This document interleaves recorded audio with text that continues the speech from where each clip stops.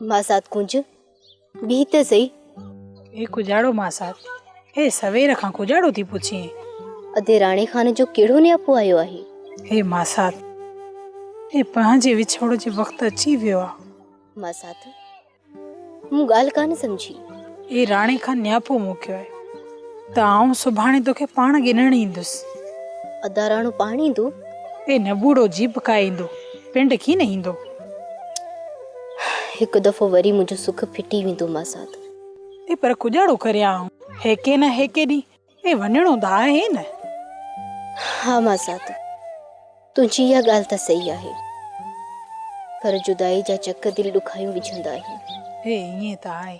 अकेलाई जो सोचूं, सुख चैन आराम सभु कुझु ख़त्म करे छॾींदियूं आहिनि मासात। ए असां सिर्फ़ थधे साह भरण के न ए ग़रीब गुजारो था सघूं। हा मासात, पर तूं उते वञी असांखे विसारे त न छॾींदी आहे न?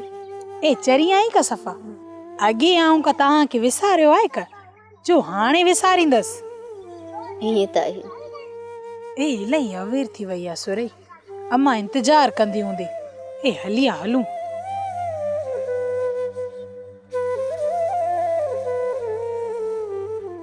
ए राणा खान, ए सारंग खूह मंजूर कराया है? हाँ हाँ, सारंग खूह मंजूर कराया आहिनि।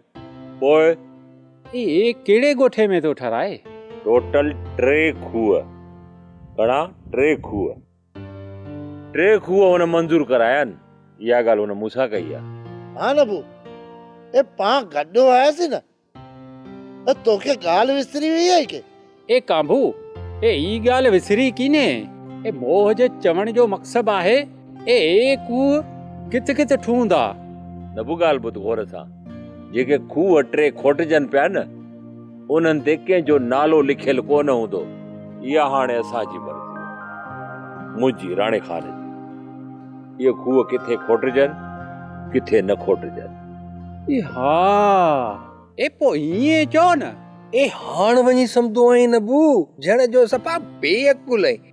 ए राणा खान, ए बेली मोहारी बनीअ ते तड़ जी ज़रूरत आहे, ए वधीक आंजी मर्ज़ी। यार कांबू ॻाल्हि ॿुध, तूं आई मुंहिंजो पंहिंजो, तुंहिंजो कमु सभ खां पहिरीं थींदो। बसि न ॻाल्हि एतिरी।